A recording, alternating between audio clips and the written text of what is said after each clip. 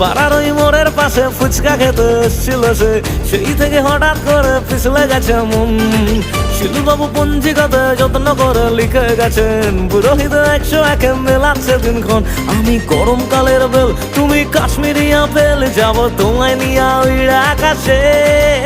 এমন হইতো না আগে, মনে সুরসুরি লাগে যখন আমার দিকে ঘুইরা তাকাইছে।